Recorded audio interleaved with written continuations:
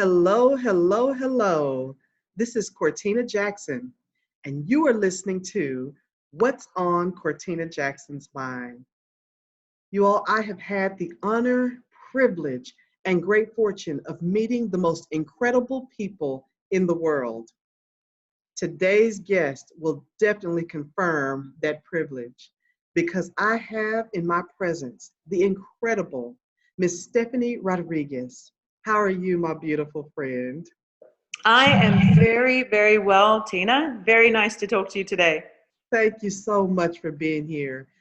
You're to my guest and those listening on the podcast and those even on YouTube with us, you're about to find out just how incredible she really is. You guys, she is the founder and inventor of the best new travel accessory of 2019. And you guys, it's the WanderSafe Beacon and the WanderSafe smartphone app. I was a victim of domestic violence. I tell this story a lot. In 2013, my now ex-husband moved me to Houston, Texas. And that was about 550 miles away from my parents and my family. And they didn't know my new address yet. So no one really knew where I was. And my sons were freshmen in college at the time. So they were in Wisconsin. And so I started a new job and I didn't know anyone. So I'm stuck in a new city, didn't have anyone, and no one knew exactly where I was living at the time. So it was at that time in this domestically violent relationship that he tried to kill me. He tried to break my neck. And I just remember, in that moment, the thoughts that came in my mind was surrounded in complete sadness because I began to think, this is how I'm going to die.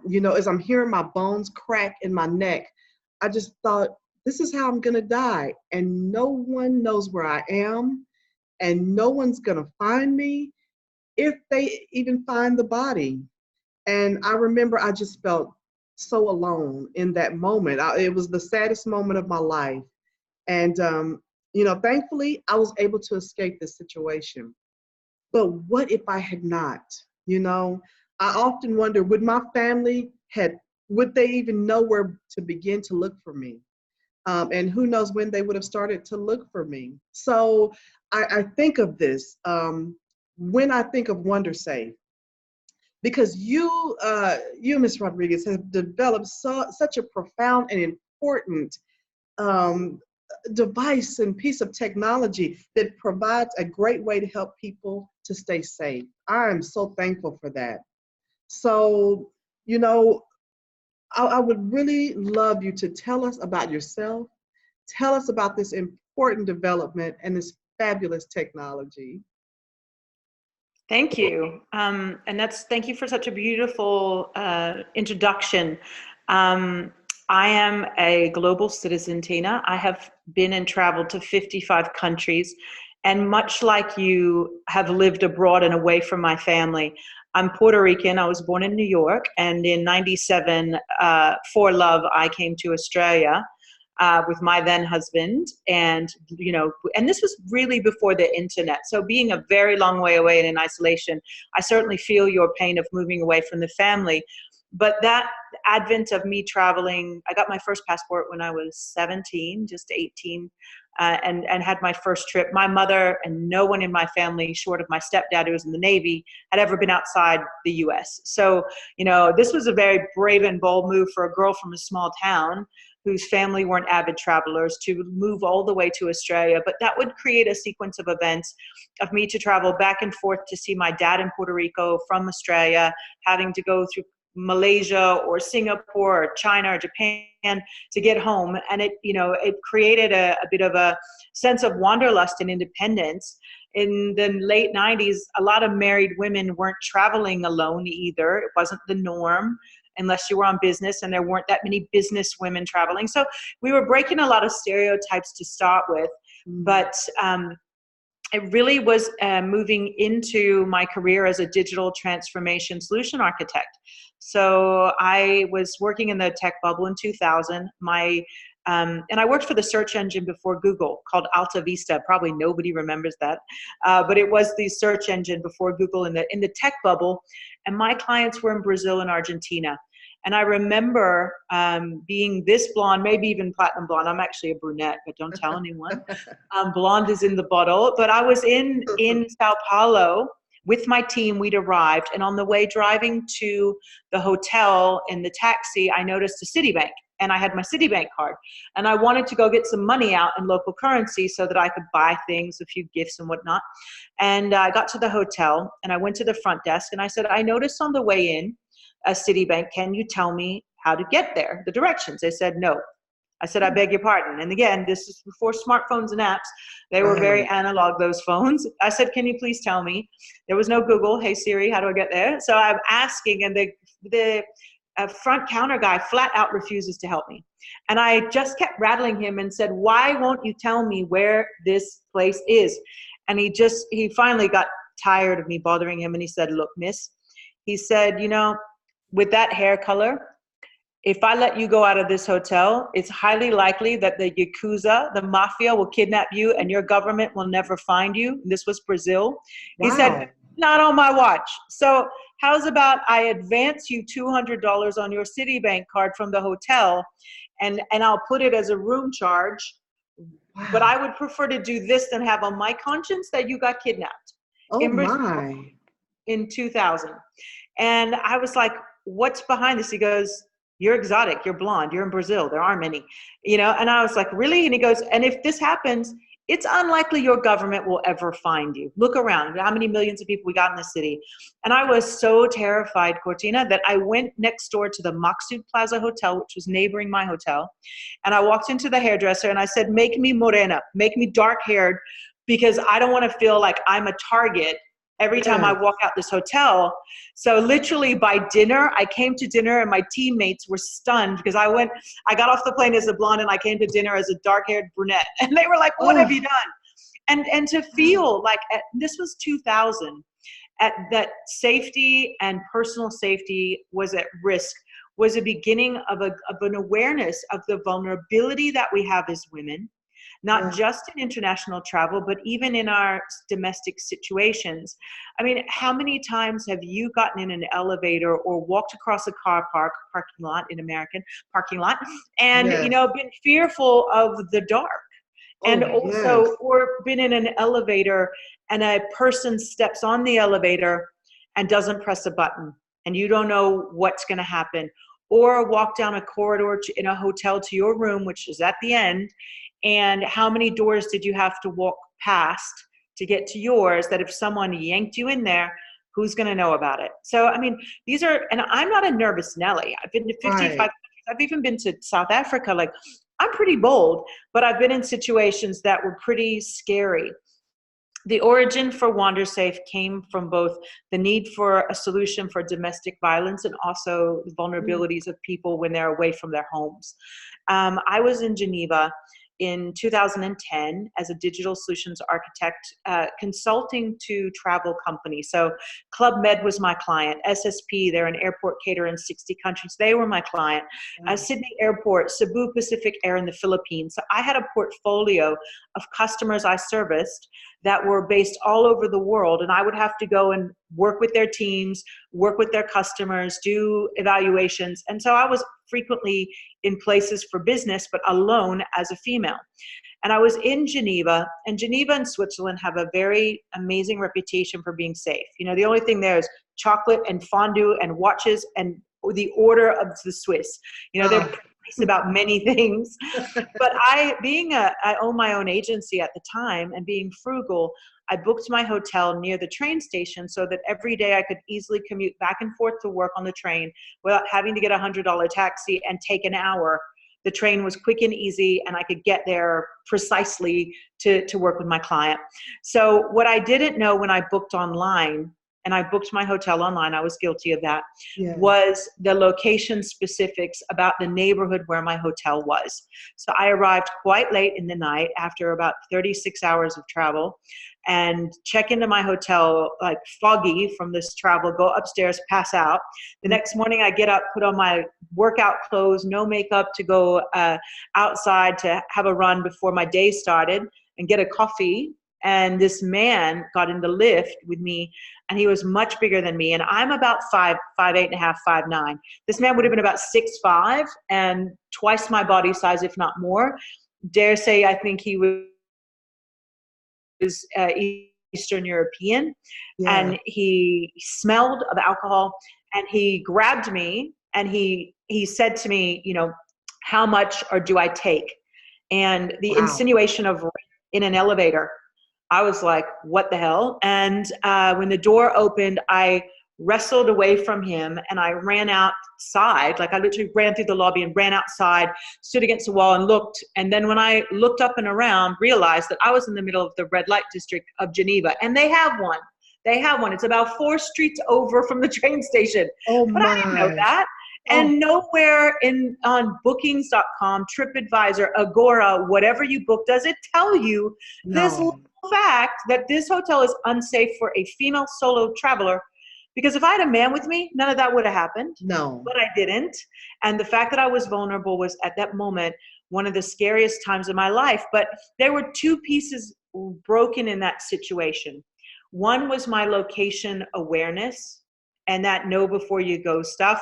And there was no way for me to deter whatever might have happened next if I hadn't have gotten out of the elevator and ran away. And you know, a drunken man, they're not uncommon all over the world, but in that vulnerable moment was really, I don't like this. My then husband was very far away, couldn't come to my aid.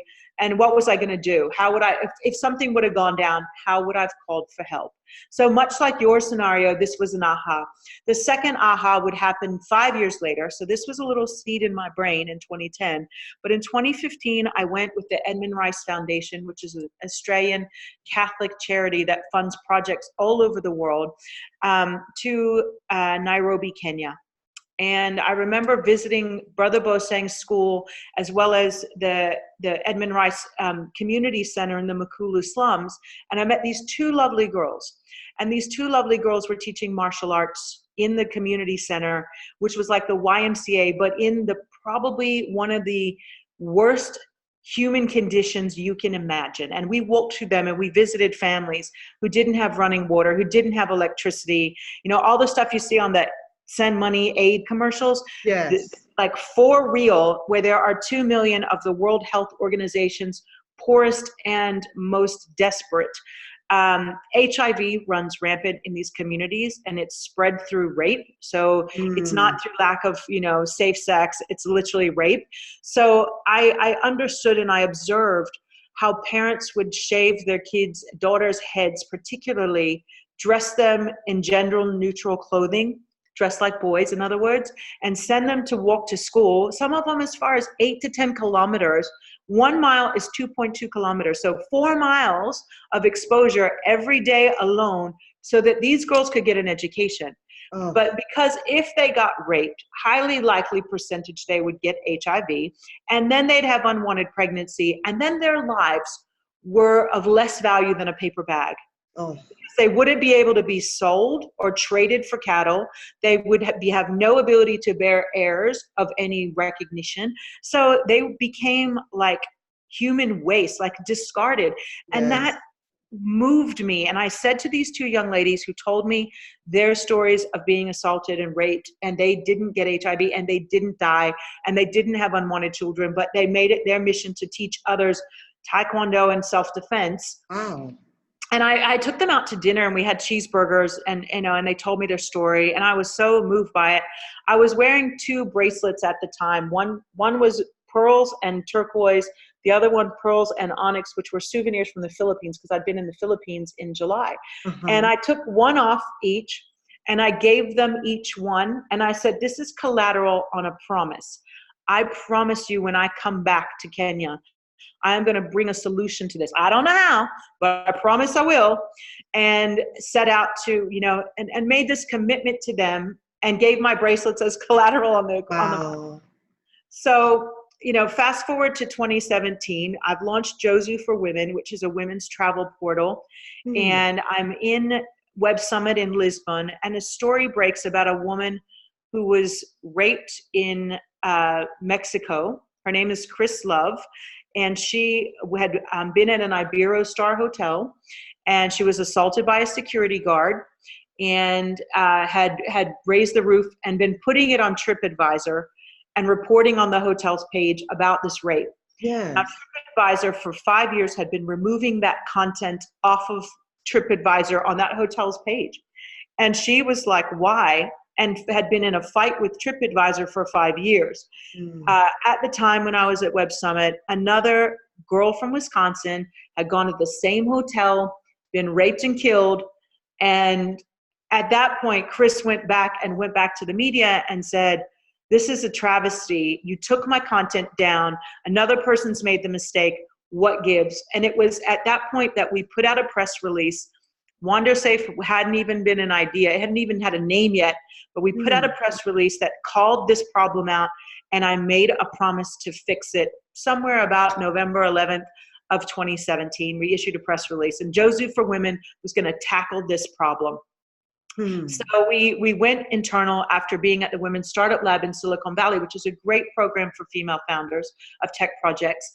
And they said to us, we love your idea, but you should really consider productizing what you want to do and assist women, and it would make your market value proposition much stronger. So after Web Summit and this press release, it's December of 2017, and I'm like, I got to fix this problem. It's been in the back of my head.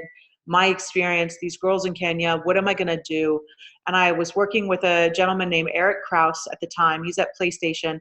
And Eric and I were brainstorming how to fix this. And I was working with another girl named Lindsay Preston. She's another tech founder. And we came up with the name WanderSafe. And instead of being just for women, because I had been collaborating with some of my other friends in the LGBT community, that they said, well, we don't gender identify as women, we're men, but we would certainly use this product if it exists. Yeah. So, we went, okay, well, we can make something and make it so that everybody can use it and it be for vulnerable people. So that was the beginning of WanderSafe as an idea, but then deciding how we would address these problems that we saw elegantly and effectively.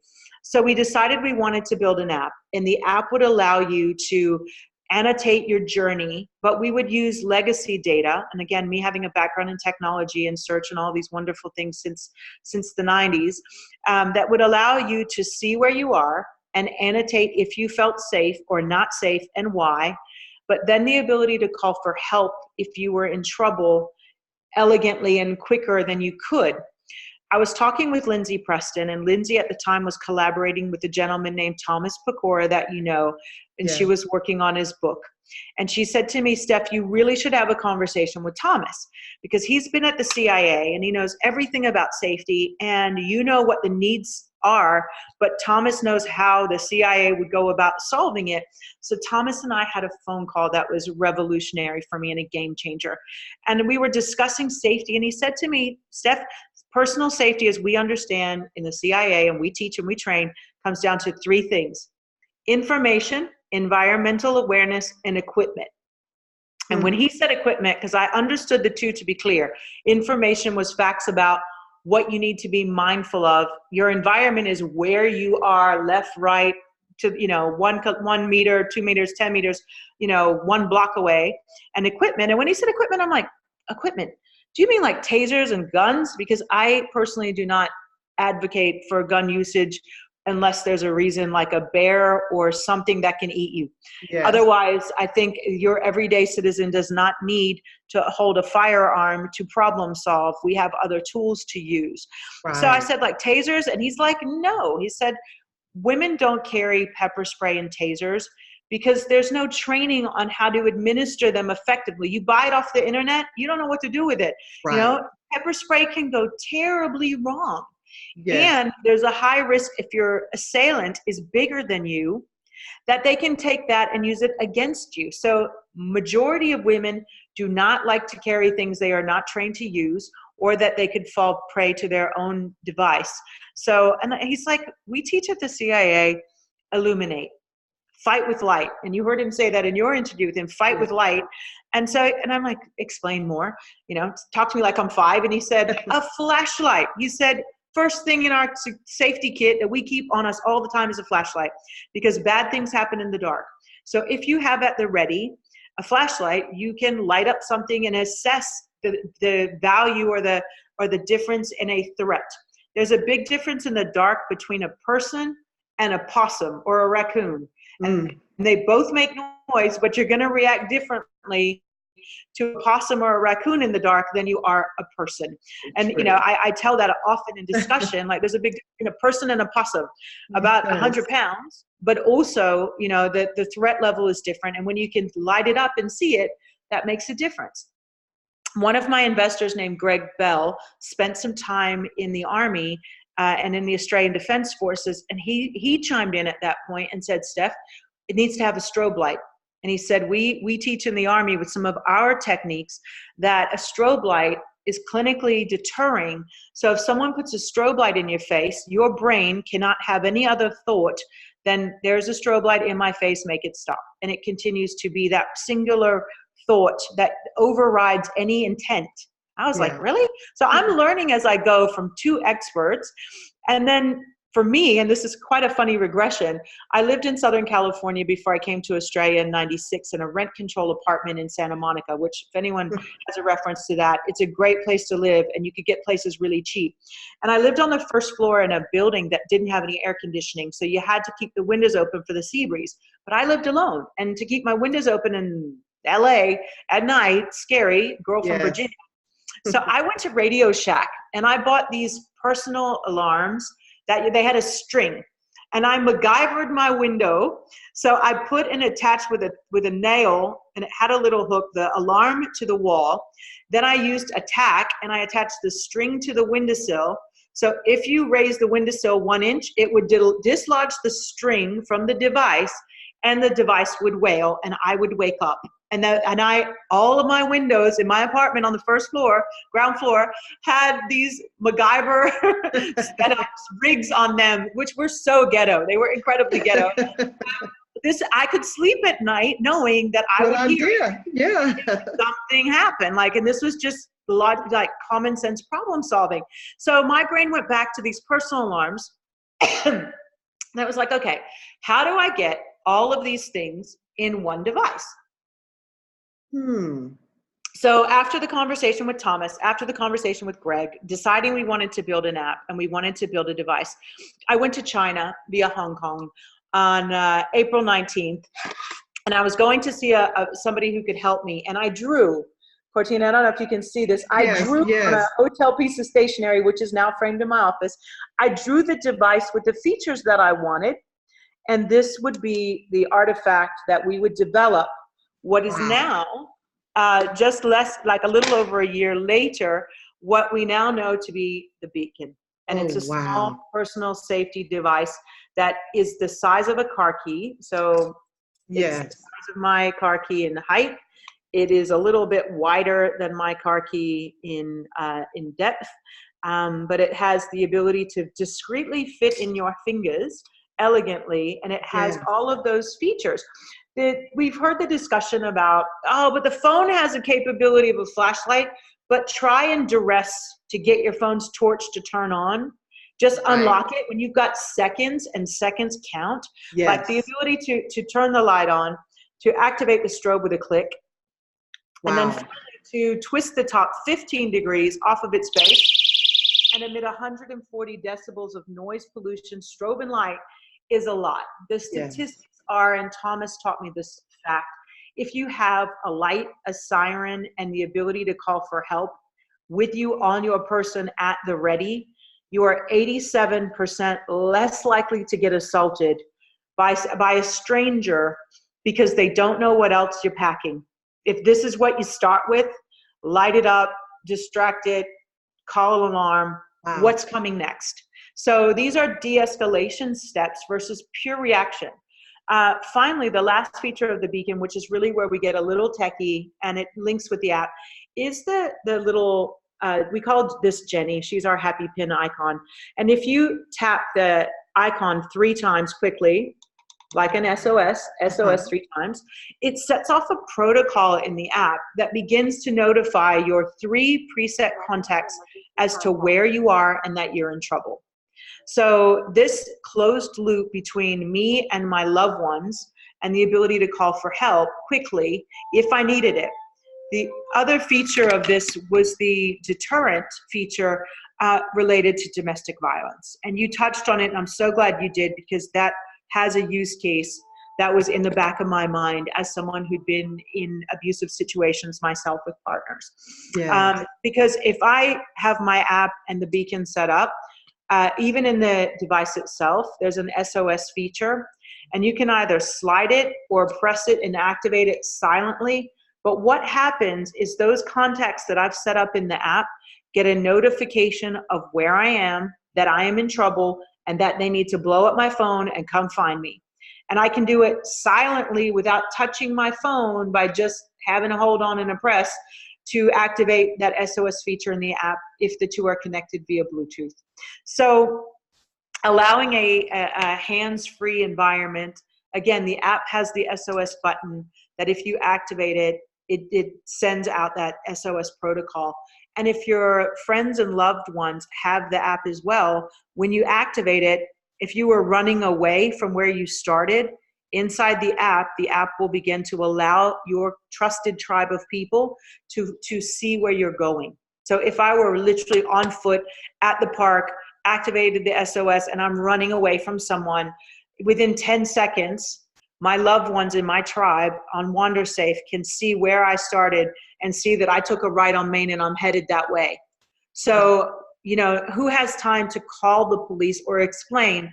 I can be on foot and on the move, and the app is being activated. Or if I'm sitting in my house, at least my loved ones would know I've set off the alarm. I need help and to come over, if that's the protocol for a domestic violence situation. So in addition to building something for consumers and for travelers, also for the domestic violence situation, etc., you know, we designed and developed the app for that. But the app is really actually, we love the beacon. The beacon has been such a hit. We started selling these in Changi Airport in Singapore, which is one of the largest in the world, in Malaysia in the airport, and then in flight on Etihad Airways. So the beacon, we just launched this October 2nd, which is the UN's International Day of Nonviolence.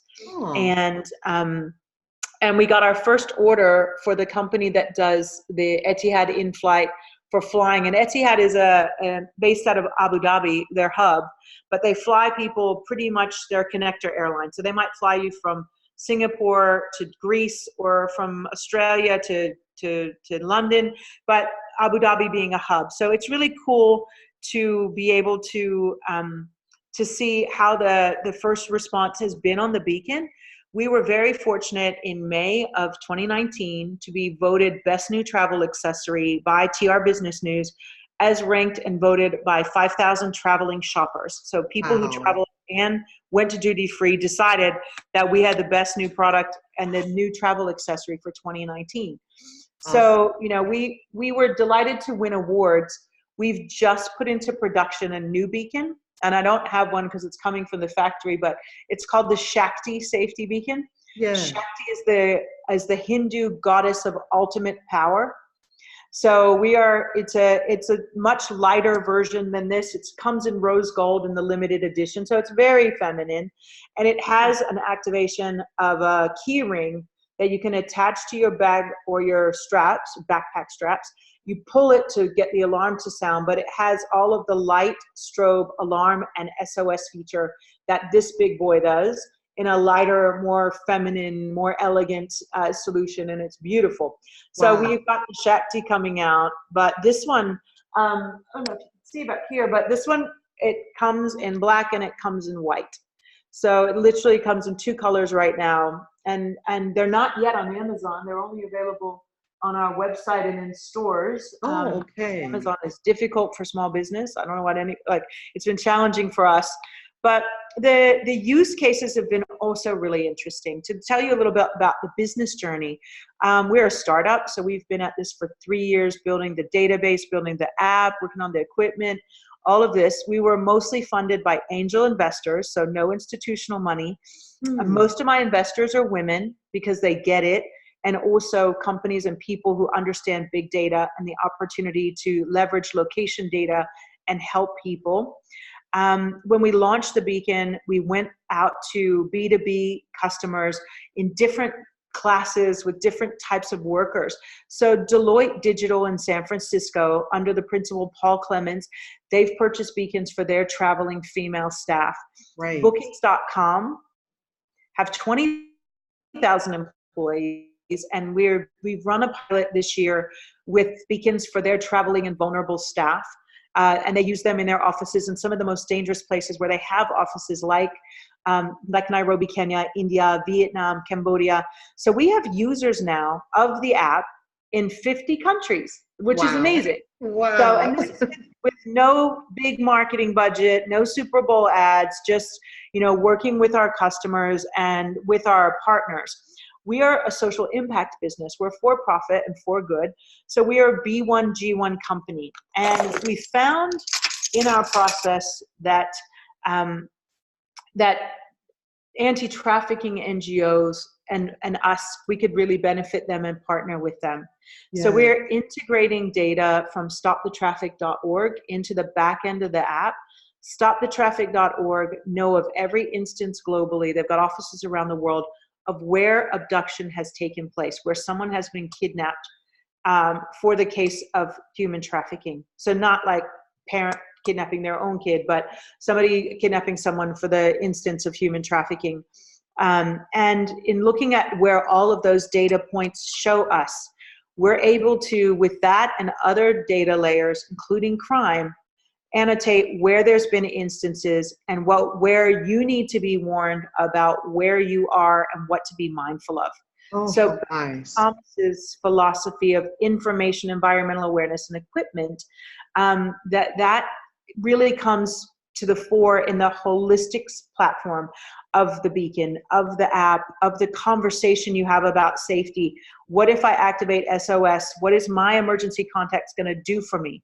And protocols around personal safety, because again, Thomas has been such an influence in our process, the success mindset. When you are prepared and equipped and armed and ready and informed, knowledge is still power. And there's a big part of what we're doing about the information in the app that can show you where there's been crime.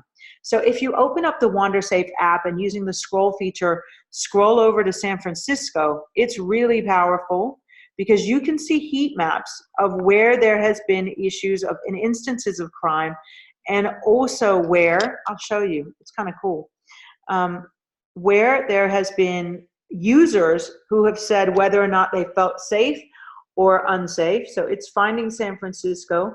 Wow. It's populating safe havens. So inside the app, and we do a lot of updates of the app. We've had over 30 updates.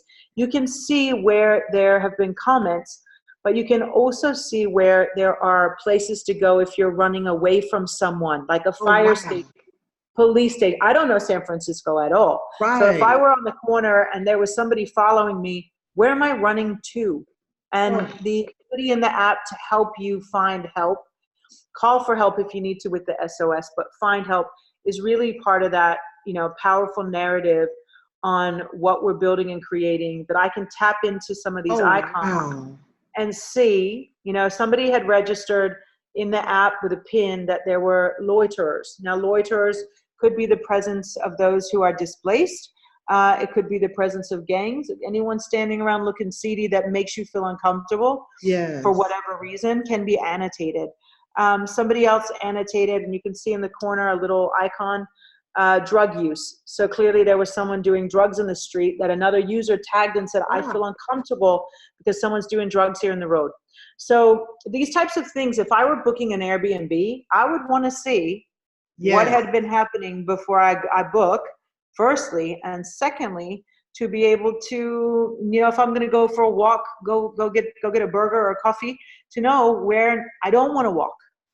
So, these are important additional safety precautions in addition to the hardware that the app, and the app is free. We want everyone to have the app in their phone and use it and share and annotate their journey and tell what's not safe, because that can be such a great tool to help other people. Absolutely, absolutely. Wow. Oh, such a godsend, having something like this, because yes, I've traveled, even going to Disneyland, or going to, places that, I would presume is very safe and family friendly. Having something that will benefit me, or even my children, who, I may give, if I had small children, mine are adults now, but small children that, I can kind of see, and just important things that, a lot of people take for granted, or don't realize. Oh, this is absolutely extraordinary, and it's just a must have. So, um, how is it being received here? I know you've partnered with some great distributors.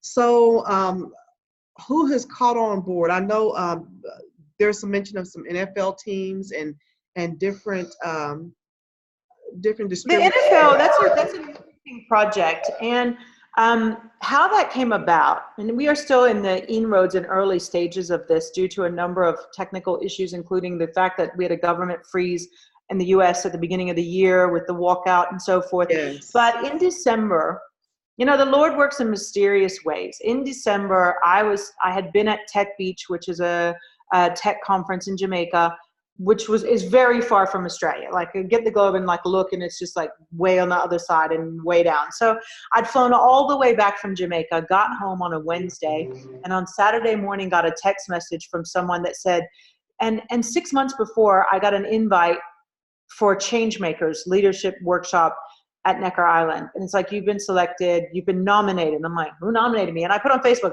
who nominated me? I couldn't work out who did, but I was grateful, but I didn't hear anything else. So then I got this text message going, if you can make it, there's a spot for you on Necker Island at the Changemakers. And I was like, what?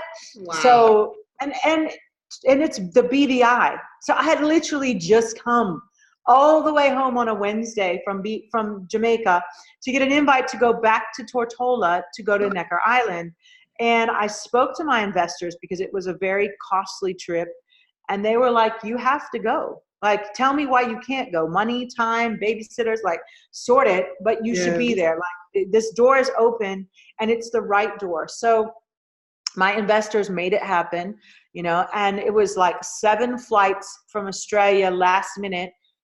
December, it's right before Christmas, the week of December 15th. So crazy travel time. And I literally finished booking all of the flights to get me to BVI.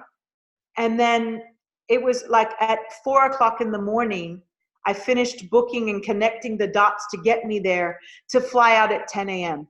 So this is fast, from Saturday morning to flying out Sunday morning at 10 a.m. Just get it done. And so, the human spirit is amazing. Yes. And when something happens, and synchronicity, and doing those things for which, God has put in front of you to take an action step, and being open to that, I feel very empowered by being open to what the universe presents to you, and just do it. Don't ask questions, just do it. So, we got ourselves there, and I brought some beacons with me. Again, the product had only been released in October, so we were still brand new. And there were 26 brilliant people in the room, a couple women from Australia with their projects. Richard was there. He spoke to us. He flew out because it was the week that they did the Galactica maiden voyage, and so he left and came back, but we were on his property for a week. But in the middle of the night, not the first day, second day, this big dude arrives, sitting in the back of the room, eating during the sessions, and I get up and talk, and he's got sunglasses on, and I have no idea who he is. And at the end of the presentation, and I spoke a little bit about WanderSafe and our mission, and somebody introduced him and said, oh, this is Ray Lewis. And I'm like, I've been in Australia since 97. I don't know who Ray Lewis is. I'm the dumb one in the room. Yes. I don't follow NFL. So I have no clue who he is. He's just this really big man sitting there eating in the back of the room with sunglasses on in daylight. So I get up and I offer him a beacon, and he's like, I need this. We need this with my nonprofit. He said, I'm putting together a nonprofit. It's called SWAT, Sports World Against Trafficking. And Wow. we've been looking for a device or a thing that ties into our teaching program, educating young people about human trafficking, how to have a conversation with your parents, how to have a plan, etc. Because trafficking is ridiculous. And I've been out of America since '97. I don't know what's going on. So we sit and talk during this week several times about the plight of America with human trafficking and how it correlates with sport and sporting codes and major events. And my mind was blown. I was like, really? Wow. And it's not something that happens here in Australia. We have more domestic violence issues than we do human trafficking as a problem, and domestic violence. More Australian women are killed at the hands of their domestic partner any other way. So in a more concentrated way, somebody might die of cancer, somebody might get in a car accident, but more in one category are killed domestic violence. And that relates to our indigenous tribes and the old world Wow. behavior of women are property. I spent my first a couple of years in Australia living in Darwin in the Northern Territory, and it's very rural and it still has a lot of Aboriginal communities there who live by the old rules. And I remember hearing at night once this man was beating his wife outside of my apartment block. And it was the worst thing hearing this woman scream. And the police came and the Aboriginal man was yelling to the police, "She's my wife," as if that gave him a license to beat her. You know, and Right. having seen it and seen these cases presented at the hospital in Darwin, that this old world behavior of women equal property and you can dispose of or do what you like with them, you know, it has never left my mind. But the statistic still is in Australia that more women die at the hands of their domestic partner than they do of any other single thing. Mm. So, you know, we live in an unsafe world, but the trafficking piece was mind blowing. So Ray and I had a conversation, and he put me in touch with SWAT, Sports World Against Trafficking, and their president and their scientists and folks who are working on this. And we began to connect the dots on how we would work with them to enable them. Unfortunately, their 501c3 took forever to get through the beginning of the year due to the slowdown of government. So we've just been beginning to put together how we will work together and roll this out. But SWAT have already enlisted the advocacy of many sporting codes. How this and why this relates to sporting codes is when there are big games like Super Bowl, the high rollers fly in and they don't just want an ordinary prostitute, they want an exotic. And those exotics tend to be young women and young men. And then, you know, these people are moved around for the sake of their, you know, it's a pretty sick and disgusting thing. There's been a Yeah. lot on TV about trafficking. 16-year-old girls are still underage and they're considered children.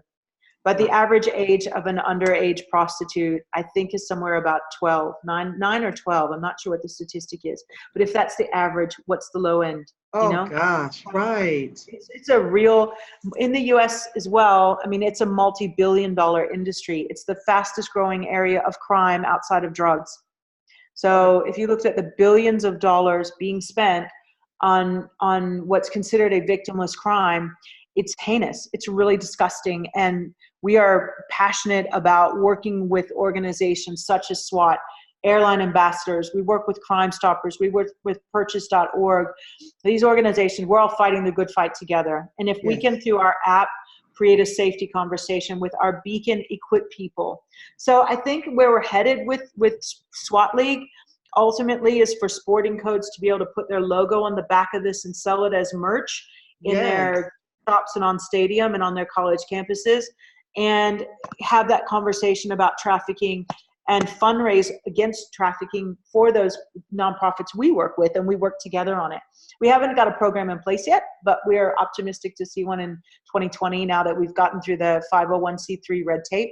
But I'm really, you know, honored to be an advisor to SWAT and work with their, you know, their stakeholders on building in functionality in the app that is specifically designed for trafficking victims to call for help.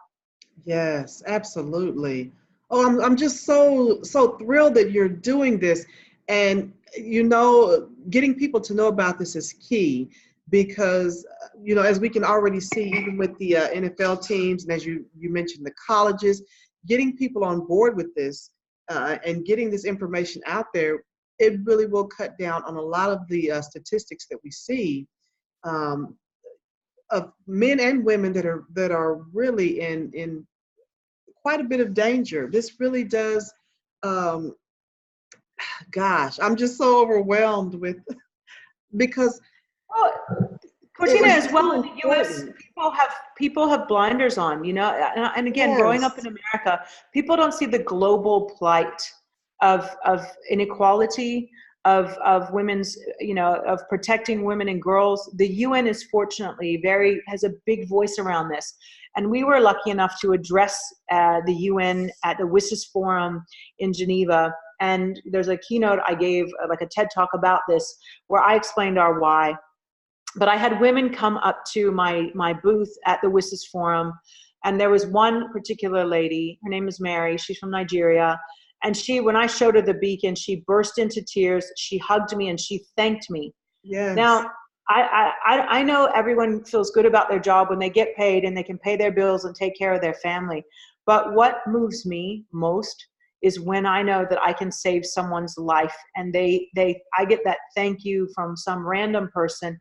But Mary from Nigeria spoke to me at the WSIS Forum, and I said to her, because I believe in speaking into existence the things that should come to be. And she was from Nigeria, and she said, we really need this in Nigeria. My nephew was kidnapped on the way to university. If we were extorted for money, they would have killed him if we'd not have paid. You know, and we had no idea to know where he was. And so this woman's crying on my shoulder at this UN event. And I just went, that you're part of our why, Mary. And so, you know, I attended Hive, and Hive is a global leadership forum. I attended Hive in San Francisco 2 weeks ago, and there were 250 delegates, but they represented 52 countries. And in that 52, Hive Africa had probably about 35 delegates from all over Africa who were present, from Ghana, from Ivory Coast, from Cote d'Ivoire, from Tanzania, from Uganda, from Nigeria, from Kenya. And I got the chance to connect with Hive Africa. So next week, we are actually, my business partner and I, Fiona, we're flying to Nigeria, to Hive Africa, to launch the WanderSafe platform and safety programs with Hive and with Travel Massive, who's an amazing network of people who travel and are passionate about travel, creating empathy in the world, and Mary from the UN and from the telco. Then we're going to Uganda, and we're going to do the same thing in Uganda.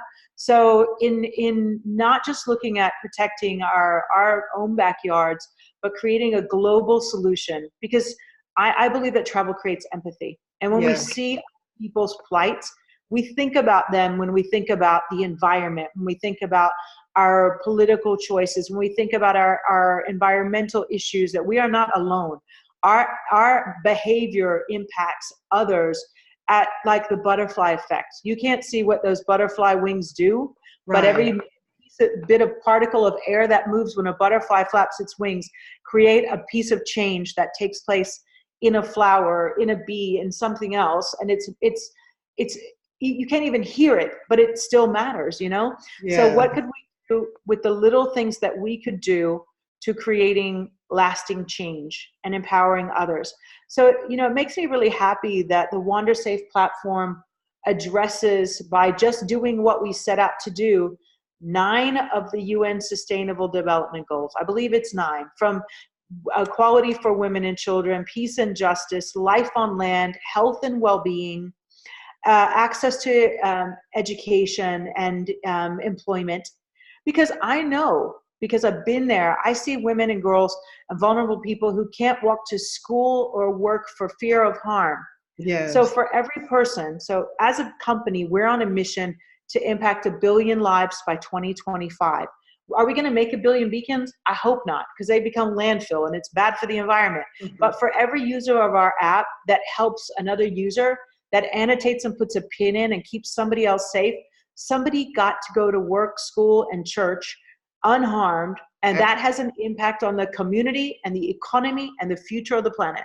So even just doing this little thing that we're doing, we believe we can have a big impact if we can collaborate with others. So the power of collaboration is really important. And collaboration is actually the 17th UN SDG.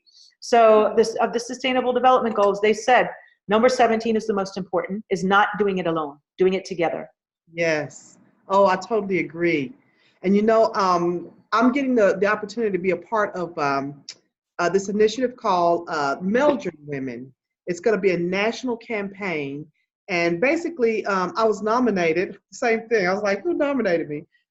So myself, along with two other women, we were nominated to represent Meldrum Women. And these are women who have gone through a tragic circumstance in their life, but they persevered, or Meldrum, and that's going to end up becoming a word. They're making Meldrum a word. And they were able to reach victory and success. This year's campaign is going to be on domestic violence. And so we'll have the opportunity to share our stories and bring awareness, and we're really praying that we're bringing solutions. So I would be so honored to share what you are doing on that platform, because it will give me a chance, it will give the world a chance to see this and see the importance of having such a device. So I am excited. We're going to be launching that 2020, but there's going to be some things that's going to roll out the latter part of the year. And so I am just a big advocate for WanderSafe already. And I just really want to push that forward to make sure people are aware of something. We have to become security minded.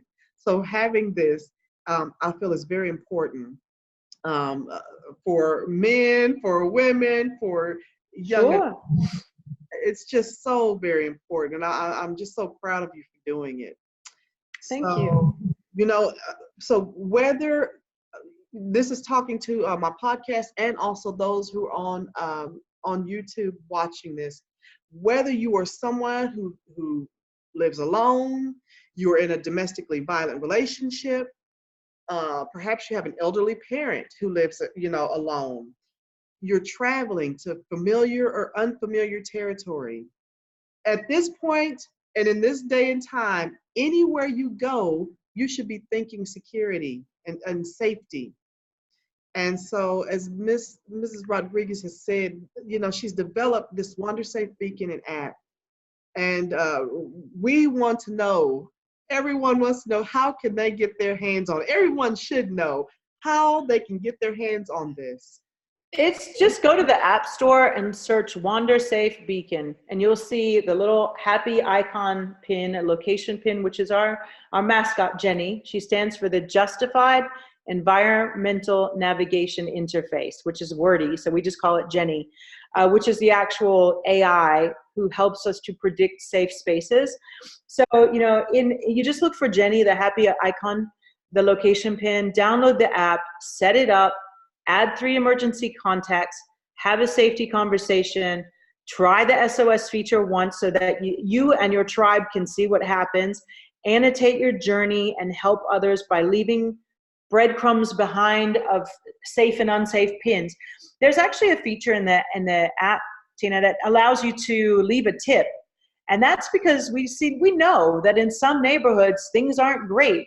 And the community knows it as well, but maybe there are some things great in that community. So it's not all negative. So users could add, this is a great park during the day for kids, like good things, like tell the good.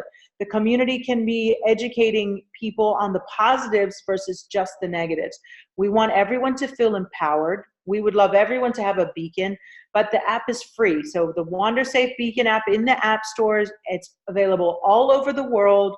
And it's the beginning of a safety and a success mindset that will give you help 3 times faster. You press that SOS in 10 seconds, 3 people are gonna know where you are by the map and by the app and know that you need a call. And one might be asleep, one might have their phone on do not disturb, but hopefully one of those 3 is going to do something and call you back. And so, it's part of a wider safety conversation, a plan, sharing with your loved ones where you're at or what your patterns are, etc. Your roommate. We always say it's great to have somebody in those 3 contacts who knows your blood type, just in case you have to go to hospital or what you're allergic to. So a relative. But also, some employers are using this app and the beacon for their staff that they have to go off site. like home healthcare workers, remote workers, delivery people, because nobody wants to, see equipped staff with AK-47s. It's kind of overkill and it's ridiculous, but to give them something to discreetly call for help, fits in their pocket or the palm of their hand, and has the deterrence. Again, if you have a beacon and you are prepared, you are 87% less likely to be assaulted.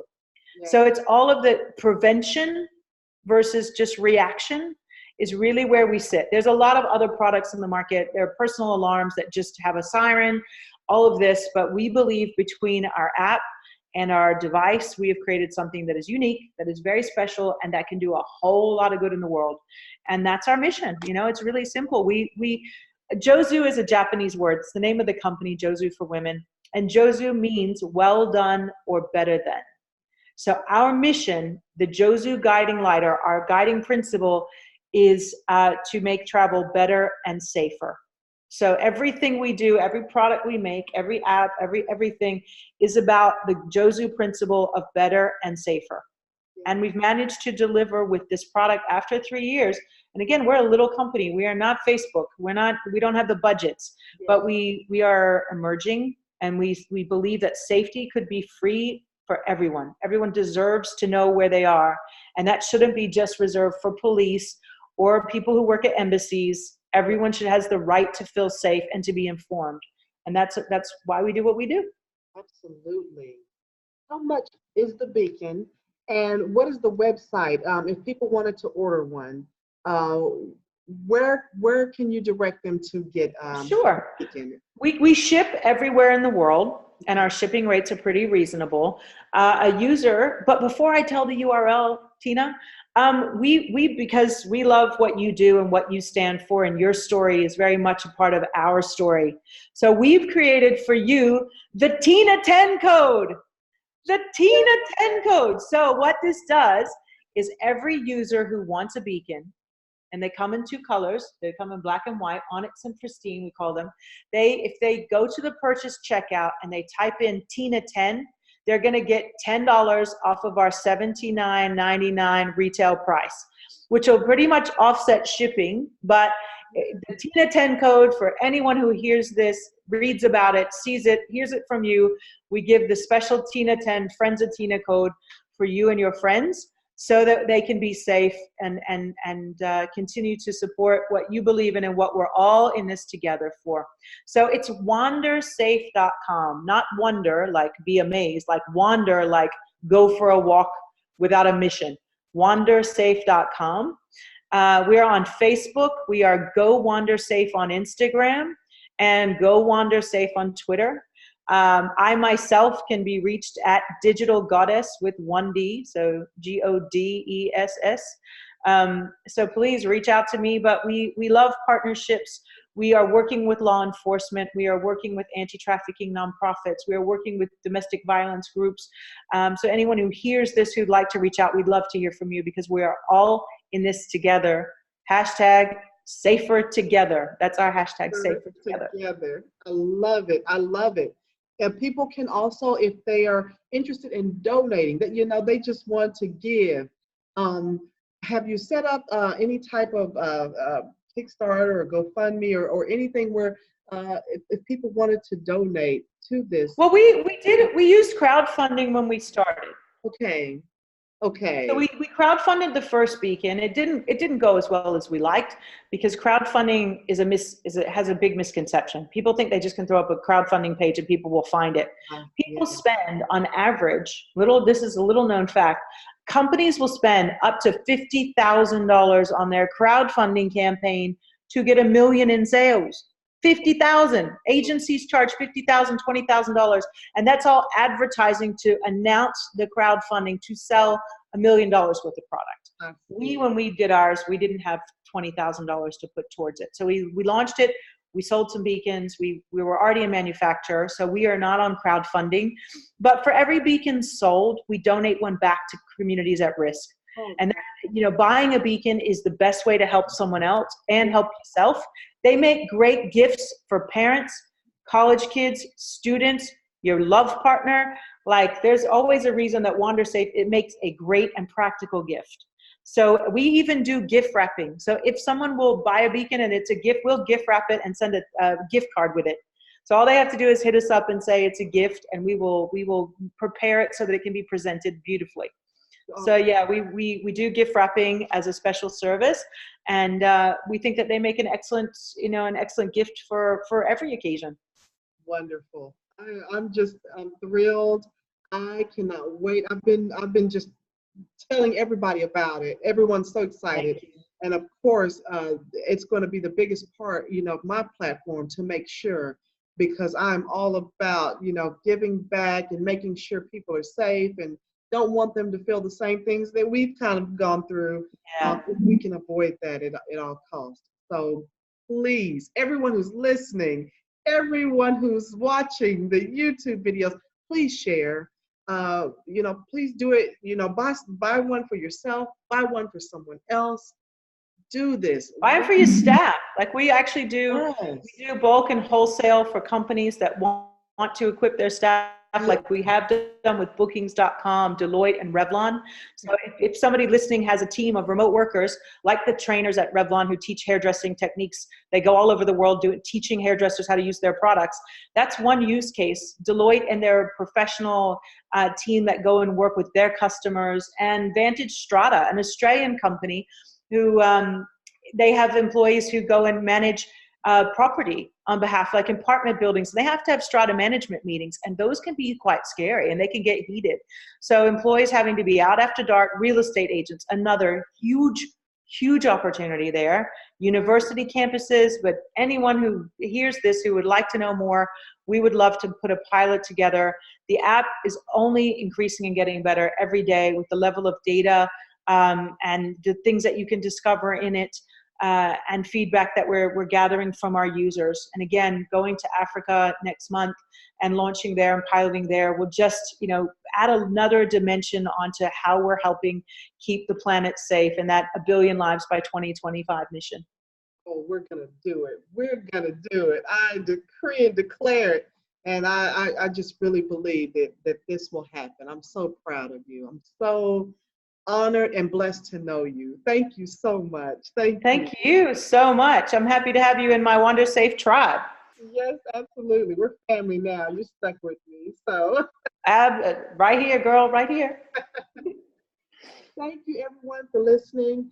Make sure you use the Tina 10 code for that $10 off. And make sure you get this. Please support WanderSafe. And make sure you go to my website. You can find me at www.cortinajackson.com. Support my books. I'm an actress, so support my acting. I have a stage play coming up in November 3rd in Arlington, Texas. I will be in a play called Stop Playing with God. And I got some wonderful things coming about, so you can learn about those on my website. Join me on all my social media. I'm on Facebook at Cortina Jackson, Cortina Jackson. Twitter at Tina the Writer. You can find me on Instagram at Miss Tina _the Writer. That's MISS Tina _the Writer. I'm on LinkedIn. Support my podcast, What's on Cortina Jackson's Mind. And also have started a new YouTube channel, What Did You Do? This is where I just get to talk to people and find out about them. I believe everyone deserves a platform. I've been blessed that people have given me a platform, and it's just my way of giving back and making sure people are heard, that everyone deserves to be heard. So on What Did You Do? Everyone has a story to tell. What is yours? So thank you again, everyone. Thank you for joining us. I appreciate you so much, and we look forward to having more. Thank you and good evening.